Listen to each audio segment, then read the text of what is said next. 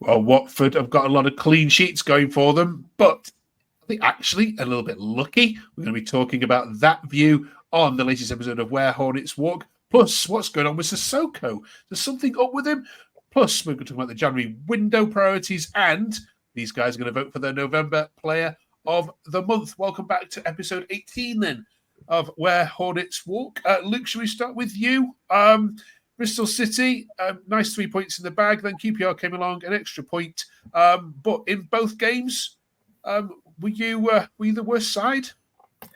Bristol City, I thought we were okay. I think the first half again was. We set up in the first half as if we're setting up for a 0-0. And honestly, if you was neutral, I wouldn't bother sticking the game onto the second half, especially us at home. We seem to not really bother until the second half. And, we come out shooting to the rookery second half and come out guns blazing. And we had a really good impact in the second half against Bristol City. It wasn't the prettiest of games. And, we ended up picking up a result. I think at the back we were pretty good. They had a couple chances at the end. But overall, I was pretty pleased. But the QPR game, complete role reversal.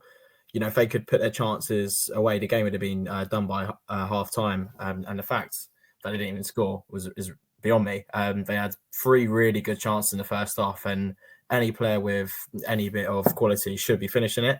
Again, we did that thing where we set up really negatively in the first half, and the second half, a lot of people just expect us to come out.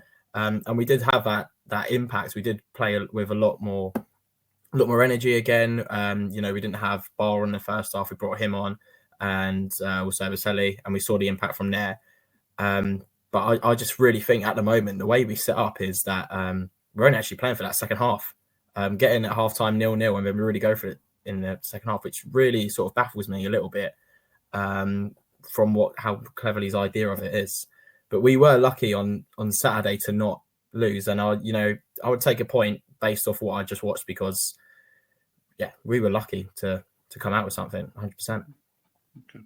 That's backed up, I think, by some of our tweets. If we have a look at some, Aaron Rich says we have clean sheets only because our opposition can't shoot straight. It's nothing to do with great defending. We're very lucky 4 points this week, and the quality of entertainment for 180 minutes at home this week has been poor. Maybe we've had 20 minutes of football. Better start winning away now, as it will catch up with us. Do you agree with Rich? I'll be honest, no. I think that point is a bit reactionary. I think defensively, we don't allow that many clear-cut chances. However, against QPR, we did. And that's why I think people are now saying that.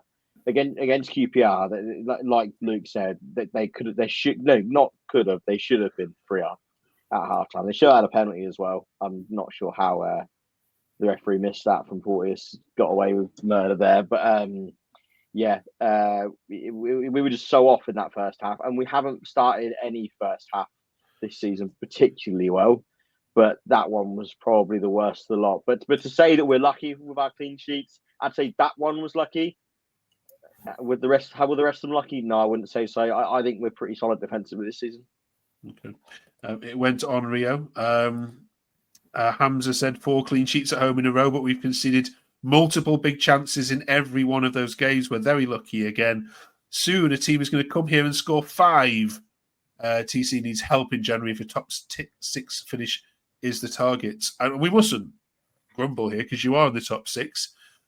Many expected, crikey, let's go back to our first ever video. I think you all predicted this to be a relegation fight. So we can't grumble, can we, at 5th? But do you see people's point of view that there is an element in games where you do concede lots of big chances? I'd say, obviously, lots of them, apart from Sheffield Wednesday, all our results this season, most of them have been by 1 goal, especially at home, bar the Stoke game. And I remember Oxford having a good chance late on against us. Obviously, Seller and another guy had big chances in the last 10 minutes on Saturday. Bristol City didn't really have many chances, apart from that Twine strike, which was a very good strike. But yeah, we're okay defensively, but we're certainly riding our luck at times. The Middlesbrough game, we didn't deserve anything. Sunderland draw was probably fair, but Sign's a good team when you're picking up points, which you probably shouldn't be doing, because I don't think we even deserved a point on Saturday. And Bristol City had 0-0 written all over it, and we scraped 1-0 win. So happy days, and we're in the top 6 when I thought we'd be near the relegation zone, so I'm certainly not complaining. But the teams we faced this week, I mean, Plymouth, they got hammered twice after that, and QPR, albeit it's probably an okay point on the balance of play, but you've got to be beating 23rd in the league. Okay. We should also mention this, of course, Luke as well, which unbeaten in his first 15 home games in charge. That is some record, isn't it?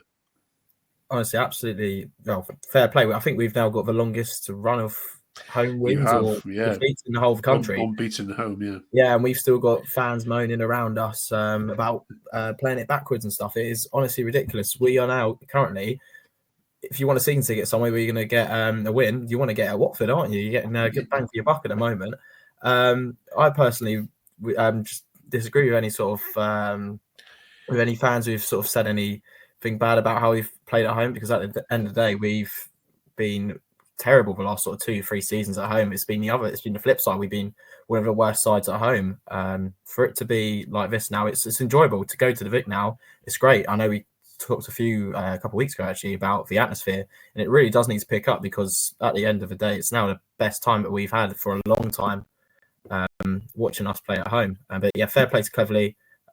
Really good. I think we're all pleased by it. Let's switch gears then. Let's talk about Sissoko, Aaron, because of the many plaudits players we're getting. Is there something up with Sissoko at the moment? I don't necessarily think it's up with him. I just think he's maybe not suited to that midfield too. I think he actually started the season fairly well, but he's sort of just got worse and worse. And it seems to be sort of the concentration, in the sense that he gets caught out of position a lot. And when you are a two-man midfield in a team that's playing a 3/5 at the back, then you can't afford that, because then you're leaving space in the most vulnerable area of the pitch. And I think Loser, he's definitely more favoured to sitting deeper, but he's more of that orchestrator of play. He's not one of these people that's going to sit deep and sweep the ball up. So Sissoko's got to sort of carry that burden of being the guy that's going to win the ball and play it either to Loser or bring it forward to the wing back. And the problem is that he seems to win the ball. He's unsure where to go. Sometimes he'll just charge off of it, and it's a good watch sometimes, seeing him just parade up the pitch. But he'll lose it, and the other team's got an easy counter and space in the middle to exploit. This was one of many similar kind of tweets we saw. Rio R9 says Sissoko is dreadful, Bayo is poor, Jack in front of goal is god awful. The only positives again were the back two, Vata and Bar, Loza, quality again, and Backman was all right. Let's stay on that for a second. Was Backman all right? I think since after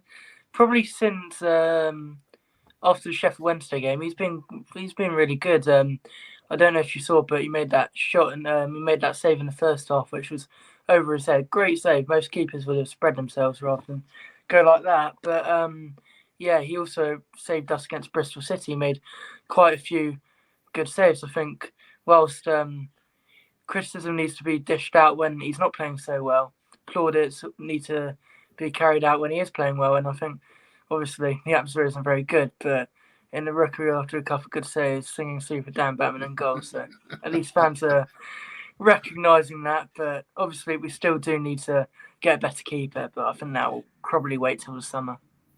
Were you singing along, Aaron, to that one?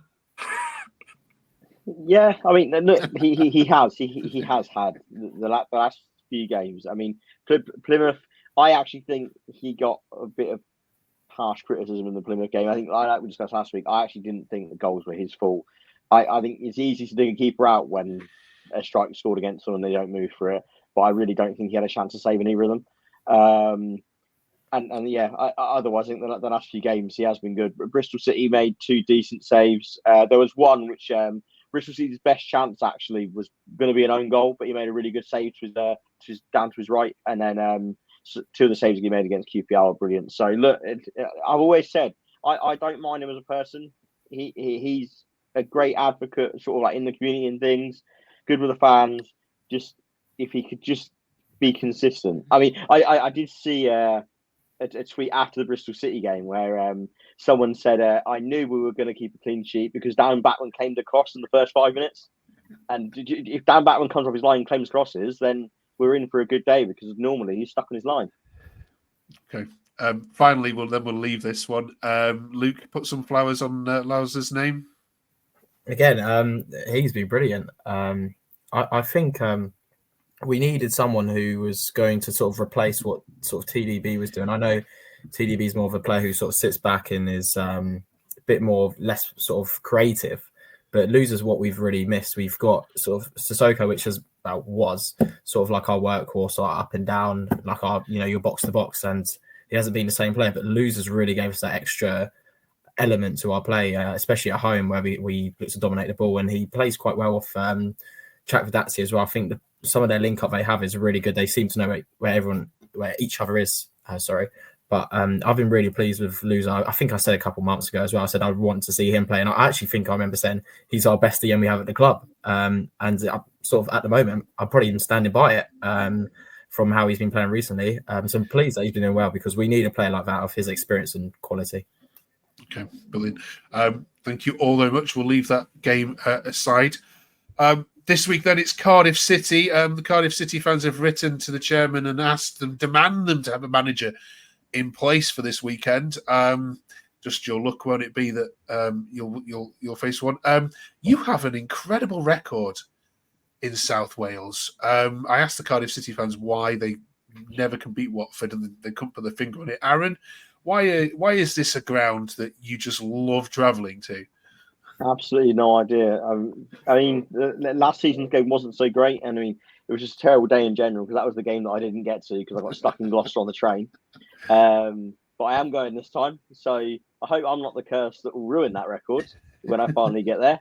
But no, we've had some really good games there. I mean, the one that sticks out is that game in the Premier League where Delafeu scored 3. I think Troy scored 2, and it was a midweek wet game, and we just played off the park. But funny that Cardiff want their manager in because we just have this really bad way of putting up bad results against alumni of the club, and obviously their manager right now is former under-21 manager and former Watford coach Omar Rizza, who we sacked at the start of this season. So look, I hate playing these kind of games because I'm sure if he's got both the fans on his backs and we're coming to play him, I'm sure he's got everything to prove. So I'm sure we'll be trying to get that squad up. So if I was Cardiff, I maybe wouldn't be pushing for a manager just yet. Okay. Just while we're on managers, Rio, Hull City fans wanted to ask you for your opinions. You know this is going on Jokanovic, who's rumoured to be, along with Mark Robbins, in the frame for the Hull City job. What would you tell Hull City fans about watching Jokanovic football? Yeah, we've got good timing of playing teams with who are about to get new managers. But obviously, Jokanovic got us promoted for first time in like 7-8 years, and that was really good. We had a really good team back then: Vidra, Garlo, Dini, whatever. But obviously, since then he manager of Fulham, wasn't he? And obviously Sheffield United. I don't think Sheffield United fans were too fond of him. By the end of it, I think he was once maybe good, but maybe not so now. But he plays a decent brand of football, but I'm not sure if it's the kind of football you need to be fighting to stay up for the league. It's maybe for a team with higher ambitions, although Hull obviously just missed out on the playoffs last year, but I don't think they're going to be anywhere near that this year. Okay. Let's do January transfer window shopping lists, shall we? We'll start it this week. Luke, I'm sure you've written your Christmas lists out, but what would you put at the top of the Watford Christmas wish list in terms of positions needed? I would say it's completely changed from what we spoke about at the start of the summer when I said, we haven't got a striker, we haven't got a good enough centre half, and I also haven't got enough midfield. I literally just listed every position to be fair. But I was looking through our squads probably before this actually, and I'm pleased with our strikers. I'm pleased with Bayo. I'm not going to give not going to go into my player of the month yet, but I'm giving you a clue. And defence, I'm all happy with. I think our back three are really good together. Matty Pollock and Porteous. I think they've got a really good relationship going, and I don't want that to break up unless we've got any depth, which is Ogbonna and Tigvic. It is a midfielder. It is definitely around that position. I think we've we're a little bit weak there with the Dele Basura injury and also Sissoko not playing as well as we are kind of a little bit short there. And I really think that is where our quality will come in. We seem to just always never have the best midfield that we can get to since we lost Capu, Hughes and that Decore, that unbelievable midfield. I really do think we need to bolster up in midfield. Just another box-to-box or a sort of a holding midfielder, I think is what we'll need for us to go to that extra level or to tick over and to still flirt with playoffs by the end of the season. All right. So, Aaron, we've got holding midfielder at the top. What do you agree with that? And if so, what comes next? I think that does have to come, but I actually wouldn't put it first. And I feel like this might be a bit left field, but because I haven't really seen people mention it. But I think it's something that needs to be addressed, and that's the fact that I actually think we need another 10/wide player. And I think the problem is you've got obviously Georgie, who's brilliant. But obviously injury to him and we're in a bad place there. But not just that, is Bar is great and he offers something different in being direct. But if they're really so insistent that he cannot play 2 consecutive games and start, then after that we have Tom Ince, who he's shown himself in ebbs and flows, but he hasn't really been consistent and he hasn't really got the legs anymore. And again, very different player to both those guys I've just mentioned.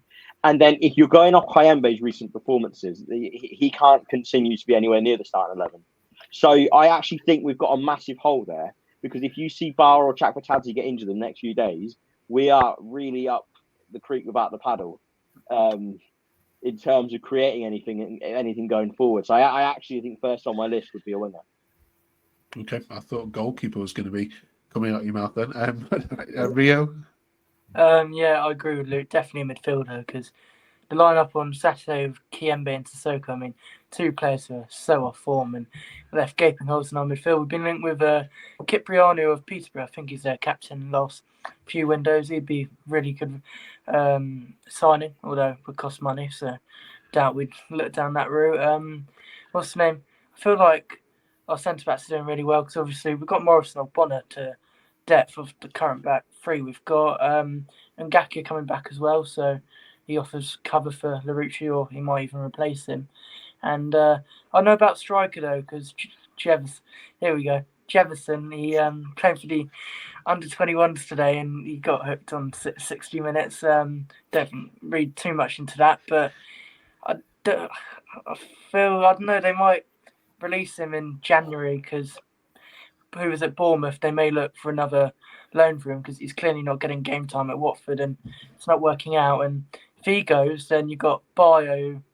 He's obviously been very good this month. Then you've got Dumbia, who's 18 and he's just come onto the scene. So I feel we could be left a bit light there. And I don't know if they'd recall Rajovic, or they may look to sign a new striker. Okay. Yeah.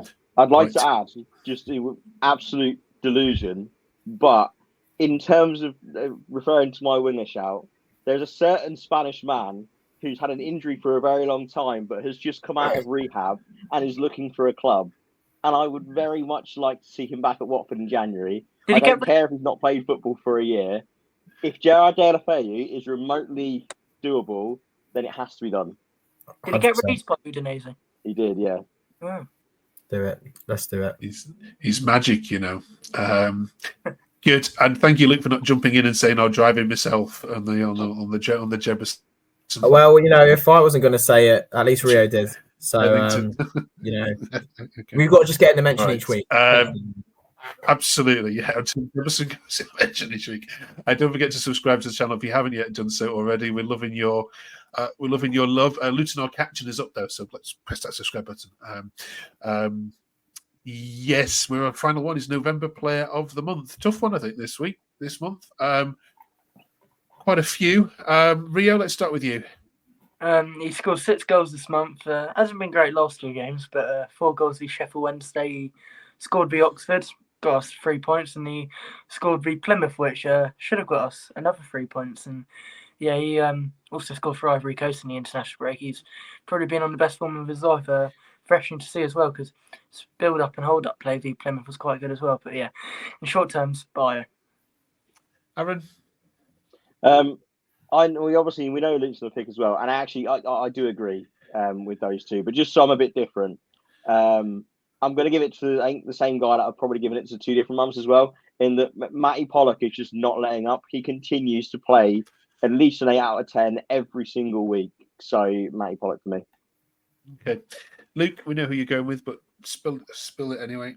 Yeah, so like Rio said, I was going through the scores, and well, Bayo's difference to get us in the where we are in the league at the moment. But what I've seen, which has been sort of where he's gone from one level to the next, is his hold-up play has been absolutely brilliant. And I think that's what we were missing when we had Rivich. His build-up play was non-existent, essentially. So he never got involved. There was some games he wouldn't even get about 10 touches on the ball.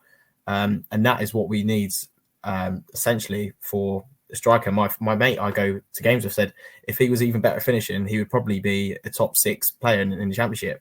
And, well, that finishing sort of there at the moment. But it is what he's delivering at the moment is really good. And a few months ago, I'd probably be like, oh, God, Bayo's playing. But I'm really pleased he's my first name on the team sheet at the moment because he is brilliant, everything he's doing on the ball. But, yeah, who would have thought I would have said he's a player of the month at any time of the season. But I'm very pleased. And it's good that we have a striker now that I think I have a lot of confidence in to perform well and at least get something. Brilliant. All right, let us know if you agree, of course, in the comments below or disagree, as you usually do. Thank you very much, Luke, Rio, and Aaron. Enjoy your trip to Cardiff. Hopefully your train works running all right this time, Aaron. And we'll catch up with all 3 of you next week to review all of that. Thank you very much for watching. Have a great week. Enjoy football.